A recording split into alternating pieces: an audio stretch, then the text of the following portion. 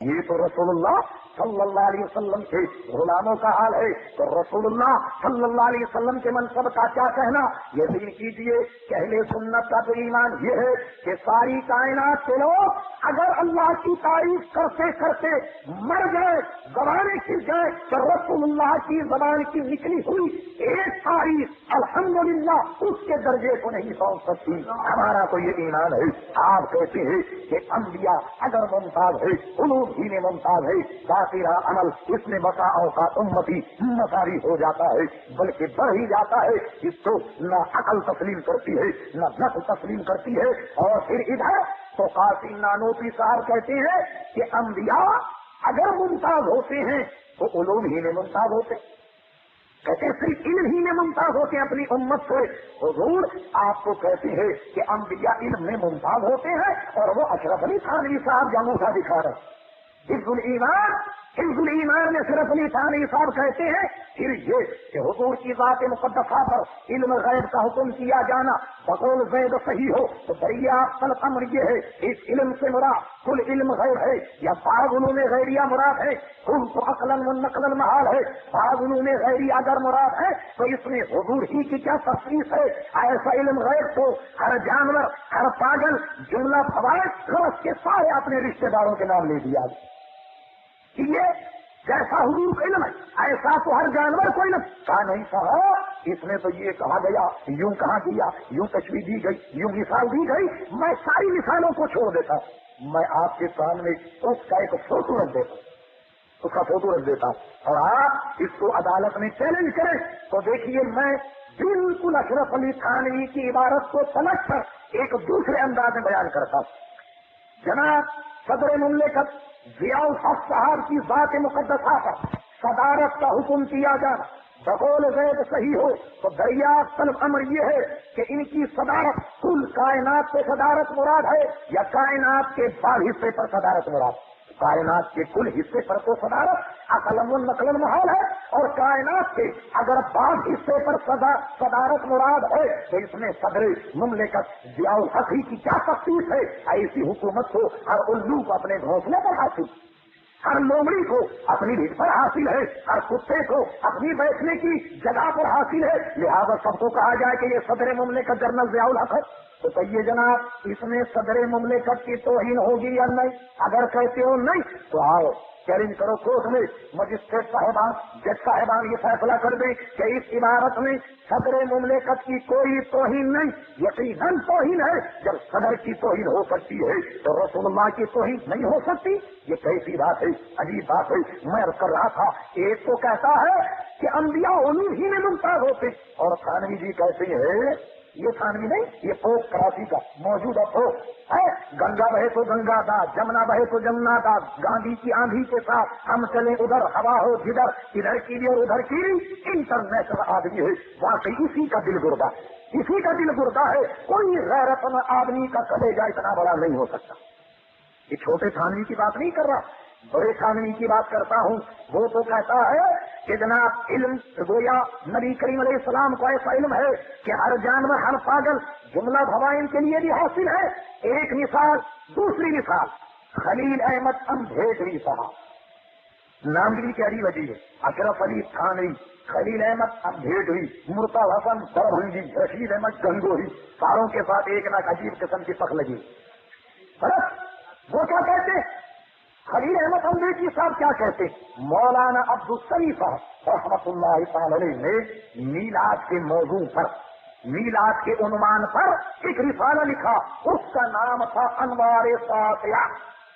یہ رسالہ لکھا انہوں نے، جس میں انہوں نے ایک مثال دی۔ انہوں نے کہا جناب حضور صلی اللہ علیہ وسلم کو حاضر ناظر ماننے سے لوگ منع کرتے ہیں، تو فرمایا کہ جب لوگ اس کو منع کرتے ہیں تو دیکھو شیطان انسان کے خون کے ساتھ دوڑتا ہے، جہاں کہیں بھی آدمی ہو شیطان اس سے ورغلاتا ہے، آنن فانن میں مشرق سے مغرب تک گھوم لیتا ہے۔ جب شیطان کو اتنی قدرت حاصل ہے تو کیا رسول اللہ کو اتنی قدرت حاصل نہیں؟ اس کا جواب، انوار ساطعہ کا جواب براہیم قاطعہ کے نام سے خلیل احمد اندھیٹوی صاحب نے دیا۔ وہ دیوبند کی مطبوعہ میرے پاس موجود ہے۔ وہ لکھتے ہیں کہ جناب شیطان کو یہ جو علم حاصل ہے یا یہ جو وسعت حاصل ہے یا جو کچھ اس کا تصرف ہے وہ قرآن کی نص سے ثابت کہتا ہے، وہ نص سے ثابت ہے، لیکن حضور صلی اللہ تعالی علیہ وسلم کے لیے کون سی نص ہے جو تمام نصوص کو رد کر کے ایک شرک ثابت کرتی ہے؟ آپ غور فرمائیں کہ شیطان کا علم تو کہتے ہیں قرآن سے ثابت ہے، مگر رسول اللہ کا علم قرآن کی کسی آیت سے ثابت نہیں ہے۔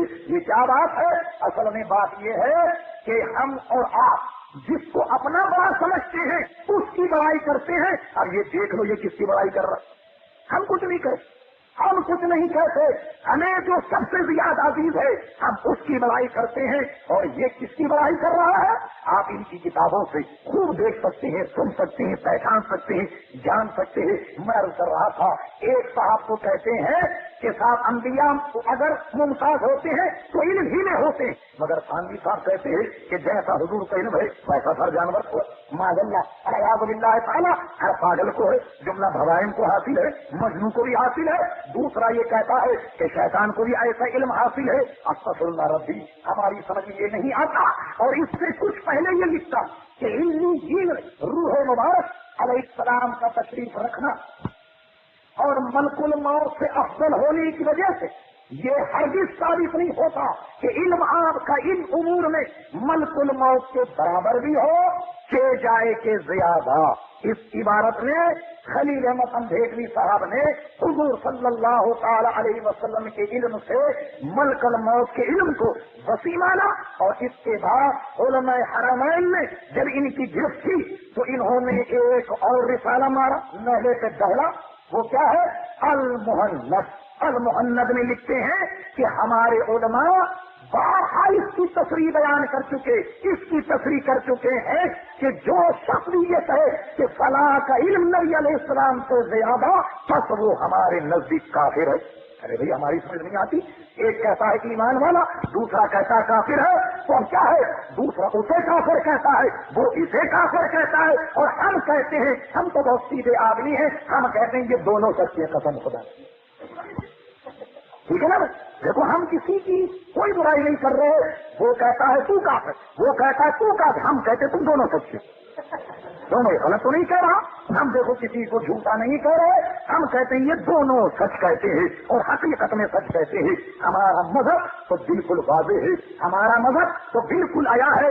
بات دوسرا اختیار کر گئی، عرض یہ کر رہا تھا، لوگ کہتے ہیں صاحب جب دیکھو محفل میلاد یہ لوگ منایا کرتے ہیں تو لیجیے ہم روزانہ یا ہفتے میں یا مہینے میں محفل میلاد کیوں مناتے ہیں؟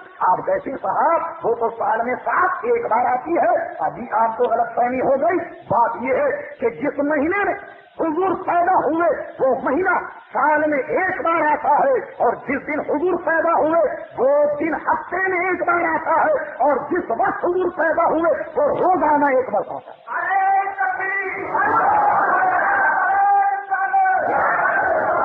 تو روز بھی اگر ہم محفل میلاد منائیں تو روز بھی محفل میلاد کا ایک وقت آتا ہے۔ میں عرض کر رہا تھا کہ ہمارا سر پھرا اگر ہم پر الزام بھی لگاتا ہے تو یہ الزام لگاتا ہے کہ سوائے ذکر رسول کے ان کو تو کچھ نہیں آتا۔ اصل میں بات یہ ہے کہ آپ کے مکان میں کوئی آم کا درخت ہو، نیم کا درخت ہو، اور آپ اٹھ کر روزانہ اس بیچارے کو پانی ڈالیں، روزانہ پانی ڈالنے لگ جائے تو ایک دن وہ درخت آپ سے کہنے لگ جائے مالک مکان صاحب آپ تو کبھی بریانی کھاتے ہیں، کبھی گائے کا گوشت کھاتے ہیں، کبھی مرغی کھاتے ہیں، کبھی مرغا کھاتے ہیں، کبھی حلوہ کھاتے ہیں، کبھی مانڈا، اور مجھے روزی پانی پانی آپ ڈالتے ہیں، تو ایک دن آپ کڑوا تیل ڈال دیا کریں، ایک دن ڈالڈا گھی ڈال دیا کریں، ایک دن اصلی گھی ڈال دیا کریں، کسی دن ناریل کا تیل ڈال دیا، کبھی کبھی پانی ڈال دیا کریں۔ حضور بتائیے مجھے پیڑ میں اگر آپ ایک دن سرسوں کا تیل ڈال دیں، دوسرے دن کھوپرے کا ڈال دیں، کسی دن گھی ڈال دیں، تو اس پیڑ کا بیڑا گھر ہوگا یا نہیں ہوگا؟ ہوگا، یقیناً ہوگا، اس لیے کہ تیل کی سیرابی صرف پانی سے ہوتی ہے، اور مصطفیٰ کے غلاموں کی سیرابی صرف ذکر مصطفیٰ سے ہوتی ہے۔